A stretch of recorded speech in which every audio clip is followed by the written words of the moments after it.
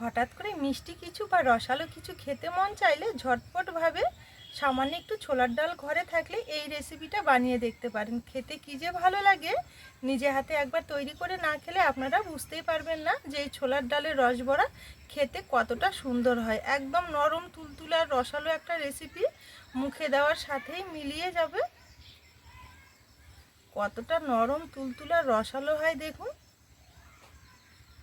বাড়ির ছোট থেকে বড়রা যারাই খাবে তারাই কিন্তু অবাক হয়ে যাবে যে এই রেসিপিটা খেতে এতটা ভালো লাগে। ভেতরটা দেখুন কতটা জালিদার আর ফাঁপা হয়েছে, একদম নরম তুলতুলে রসালো। নতুন একটা রেসিপি বলতে পারেন, খেতে দারুণ লাগে। নমস্কার বন্ধুরা, নতুন পর্ব দেখার জন্য আপনাদের সকলকে জানাই স্বাগত কাজলি ভিলেজ ফুড রান্নাঘরে। প্রতিদিনের মতো আজকে আবারও নতুন একটা রেসিপি নিয়ে চলে এসেছি। আজকে খুবই সহজভাবে ছোলার ডালের রসবড়া বানিয়ে দেখাবো। আর এই ছোলার ডালের রসবড়া খেতে কিন্তু বেশ ভালো লাগে। আপনারা একবার তৈরি করে খেয়ে দেখুন, কথা দিচ্ছি আপনাদের অনেক বেশি ভালো লাগবে। তাহলে চলুন দেখে নেওয়া যাক আজকে ছোলার ডালের রসবড়া। আমার চ্যানেলে নতুন বন্ধু হয়ে থাকলে সবার আগে চ্যানেলটি সাবস্ক্রাইব করে পাশে থাকার অনুরোধ রইল। আর যারা ফেসবুক পেজ থেকে দেখছেন পেজটাও অবশ্যই একবার ফলো করুন। ছোলার ডালের রসবড়া বানানোর জন্য এখানে আমি কিছুটা পরিমাণে ছোলার ডাল রাতের বেলা ধুয়ে ভালো করে ভিজিয়ে রেখে দিয়েছিলাম। তো দেখুন খুব সুন্দরভাবে কিন্তু ডালগুলো ভিজে গেছে। অবশ্যই কিন্তু রাতের বেলা একটু ভিজিয়ে দিতে হবে, এতে করে দেখবেন খুব সুন্দরভাবে ভিজে যাবে, একদম নরম হয়ে গেছে দেখুন। এবার এই ছোলার ডালটা একটা বাটি মেপে নিয়ে নেব। এখানে একটা মিক্সিং জার নিয়েছি। এবার এর মধ্যে 2 বাটি ছোলার ডাল নিয়ে নেব।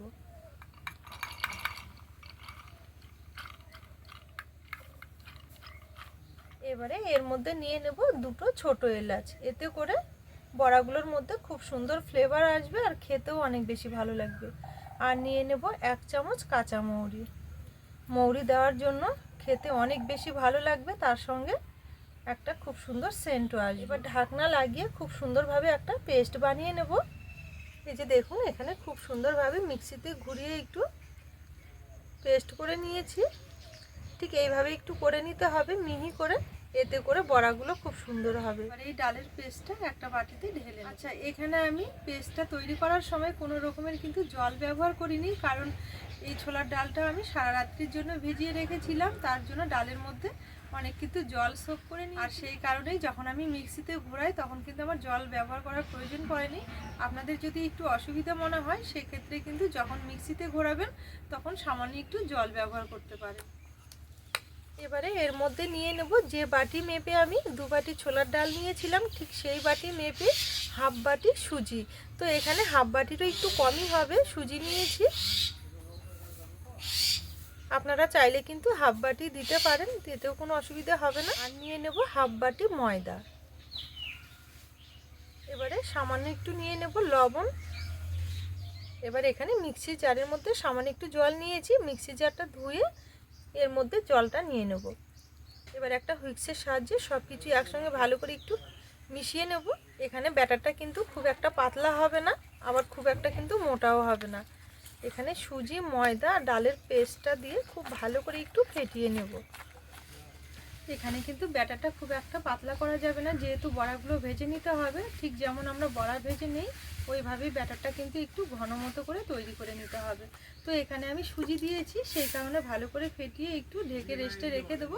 এতে করে দেখবেন সুজিগুলোও নরম হবে আর ব্যাটারটাও কিন্তু অনেকটা সফটও হবে আর একটু টাইটও হবে। এই যে দেখুন এখানে সব কিছু একসঙ্গে খুব ভালো করে ফেটিয়ে নিয়েছি। আর ব্যাটারটা কীরকম হয়েছে আপনারা দেখে নিশ্চয়ই বুঝতে পারছেন, অনেকটা কিন্তু থকথকে হয়েছে। এর থেকে আর পাতলা করা যাবে না। তো সুজি রয়েছে, থালাতে ঢেকে একটু রেস্টে রেখে দেবো, এতে করে ব্যাটারটা অনেকটা সফট হবে। এবারে রস ভরার জন্য একটা রস তৈরি করে নেব। তার জন্য উনুন জেলে কড়াই বসিয়ে নিয়ে এবার কড়াইয়ে নিয়ে নেব এই ছোট বাটি মেপে 1.5 বাটি চিনি। তো এখানে যে বাটি মেপে আমি সমস্ত উপকরণগুলো নিয়েছিলাম ঠিক সেই বাটি মেপেই 1.5 বাটি চিনি নিয়ে নেব। আর সম পরিমাণেই নেব জল।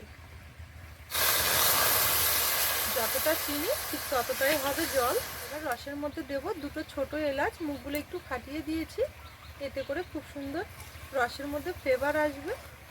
এবার নেড়ে চেড়ে চিনিটা গলিয়ে পাতলা টাইপের একটা চিনি রস তৈরি করে নেব।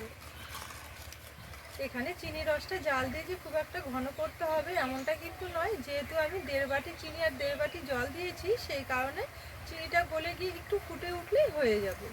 এই যে দেখুন এখানে চিনিটা গলে গিয়ে রসটা খুব সুন্দরভাবে ফুটে উঠেছে, আর ঠিক এই সময় নামিয়ে নিতে হবে। এখানে কিন্তু চিনি রসটা খুব একটা বেশি ঘন করিনি।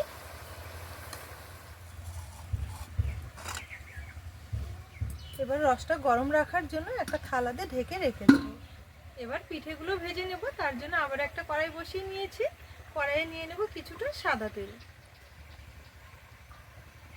এবার তেলটা ভালো করে একটু গরম করে নেব। এখানে হালকা আছে, তেলটা একটু গরম হতে থাক। এবার ব্যাটারটা আবার একটু ভালো করে ফেটিয়ে নেব। এবারে ঢাকাটা তুলে আবার একটু ফেটিয়ে নেব। এই যে দেখুন এখানে রেস্টে রাখার জন্য ব্যাটারটা কিন্তু অনেকটা সফট হয়ে গেছে, আর আগের তুলনায় কিন্তু অনেকটা ঘন হয়ে গেছে। যেহেতু সুজি দিয়েছি সামান্য একটু সুজিটা ফুলে গেছে। তো এখানে ভেজে নেওয়ার জন্য ব্যাটারটা কিন্তু একদম পারফেক্টভাবে রেডি হয়ে গেছে। চলুন এবার ভেজে নেব। তেল এদিকে গরম হয়ে গেছে, হাতের মধ্যে একটু জল ধরে নেব বড়াগুলো ভেজে নেওয়ার জন্য। এবার এখান থেকে অল্প অল্প করে ব্যাটার নিয়ে তেলের মধ্যে ছেড়ে দেব, কিন্তু ছোট ছোট করে ছাড়তে হবে।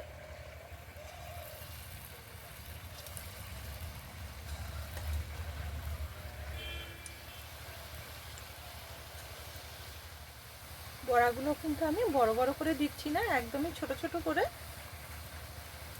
এগুলো ফুলে কিন্তু সাইজে অনেকটা ডবল হয়ে যাবে। দেখুন এখানে বেশ অনেকগুলো বড়া আমি ছেড়ে দিয়েছি। এবারে এইভাবে একটু উল্টে দেব।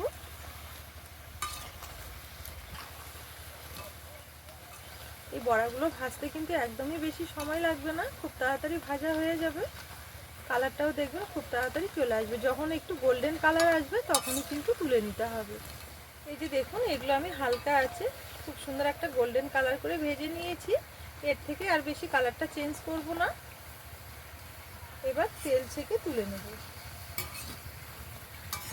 এই যে দেখুন এখানে সবগুলোই একটা ছাঁকনির মধ্যে তুলে নিয়েছি, আর দেখতে কতটা সুন্দর লাগছে দেখুন। এবার এগুলো সরাসরি রসের মধ্যে ছেড়ে দেব। বড়াগুলো গরম গরম ভেজে রসের মধ্যে ছেড়ে দেব। একটু নেড়ে চেড়ে ওলট পালট করে নেব। একইভাবে বাকি বড়াগুলো ভেজে নেব।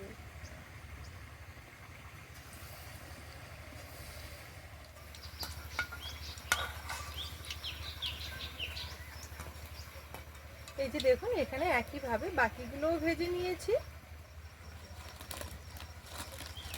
এবারে সবগুলো রসের সঙ্গে ভালো করে একটু নেড়ে চেড়ে নেব। এগুলোতে কিন্তু রস সোপ করতে একদমই সময় লাগবে না। এইভাবে নাড়াচাড়া করতে করতেই দেখবেন অনেকটা কিন্তু নরম হয়ে যাবে আর রসালো হবে। তো এখানে রসের সঙ্গে খুব ভালো করে একটু নেড়ে চেড়ে নিয়েছি সবগুলো। এবার থালাতে ঢেকে আধা ঘন্টার জন্য একটু রেস্টে রেখে দেবো, এতে করে দেখবেন অনেক কিন্তু নরম হয়ে যাবে। এখানে আমি এগুলো প্রায় আধা ঘন্টার মতো থালাতে ঢেকে রেস্টে রেখে দিয়েছিলাম। এবার ঢাকা তুলে আপনাদের দেখাচ্ছি, দেখুন কেমন হয়েছে। এই যে দেখুন কতটা রস সোপ করে নিয়েছে। এগুলো কিন্তু একদম নরম তুলতুলে হয়েছে। আমি হাত দিয়ে আপনাদের একটু দেখাবো, দেখুন কতটা নরম তুলতুলে রসালো হয়েছে। দেখুন একটু হাত দিয়ে এইভাবে ধরলেই কিন্তু ভেঙে যাচ্ছে, এতটা নরম আর রসালো হয়েছে। এবারে একটা থালার মধ্যে তুলে নেব। হঠাৎ করে মিষ্টি কিছু খেতে মন চাইলে সামান্য একটু ছোলার ডাল যদি ঘরে থাকে তাহলেই কিন্তু এত সুন্দর নরম তুলতুলে রসবড়া বাড়িতে বানিয়ে নিতে পারবেন। আর খেতে তো দারুণ লাগে, মুখে দেওয়ার সাথেই মিলিয়ে যাবে, একদমই নরম তুলতুলে রসালো। এই যে দেখুন এখানে থালার মধ্যে পুরোটাই খুব সুন্দরভাবে তুলে নিয়েছি। এবার ওপর দিয়ে একটু পেস্তা বাদাম এইভাবে ছড়িয়ে দেবো, এতে করে দেখতে সুন্দর লাগবে। তো এটা পুরোটাই অপশনাল, হাতের কাছে থাকলে দেবেন, দেখতে ভালো লাগবে। তো দেখুন একদম রেডি হয়ে গেছে এখানে রসালো রসবড়া। দেখতে কতটা লোভনীয় লাগছে, খেতেও কিন্তু ভীষণ ভালো লাগবে। বন্ধুরা কেমন লেগেছে আজকে ছোলার ডালের এই ইউনিক রেসিপি? যদি ভালো লেগে থাকে তাহলে সবার আগে চ্যানেলটি সাবস্ক্রাইব করে পাশে থাকার অনুরোধ রইল। আজকের জন্য রেসিপি এখানেই শেষ করলাম, আবারও ফিরে আসবো পরের দিন নতুন রেসিপির সাথে। ততক্ষণের জন্য আপনারা ভালো থাকবেন, সুস্থ থাকবেন।